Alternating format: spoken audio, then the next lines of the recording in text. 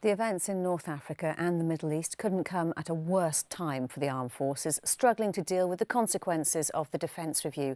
Such is the concern that 50 leading figures from the military, welfare groups and academics have written an open letter to The Independent on Sunday, calling on the government to rethink some of its decisions. A little earlier, I spoke to one of the signatories, retired Colonel Clive Fairweather, who spent 34 years in the army, including 5 tours with the SAS, some of them in the Middle East. I began by asking him how strong feelings are. Feelings are running very high amongst senior commanders, which is why we wrote that letter, because what has actually occurred here and is occurring in front of our eyes is, in their opinion, in my opinion and the opinion of quite a few observers, a very major change in the world, as big a change as the fall of the Berlin Wall in 1989. Except this time, not only are we seeing the bricks falling down, but we have no idea just how far the repercussions of what's going on in the Middle East is likely to spread. So which decisions would you like to see reversed?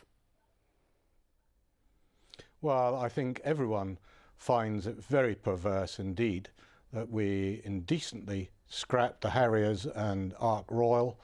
I mean, if you look at even at this present mission, everything's having to be mounted from airfields which are some distance away and which later may cause problems to have permission to operate off if things become hot, whereas a carrier with Harriers would have been available to give backup. And that we could still look at that up ahead. The aircraft haven't yet been flogged off to the Americans. The carrier is still in one piece, but I'd imagine that there's only 2 or 3 weeks to go before it'll be too late. Turning to events in the news today concerning the Special Forces, as a former Deputy Commander of the SAS, how embarrassing are the events in Libya which saw Special Forces held by the rebels they were supposed to be trying to help? What I don't think people realise is that, there are many successful SAS missions, many missions that don't even make the headlines, but now and again, when things go wrong, normally around communications, it can be very embarrassing indeed to be displayed all over the world communications to have got it wrong. But we've been here before. If you remember Bravo 20 in Iraq, that was the capture of several SAS men.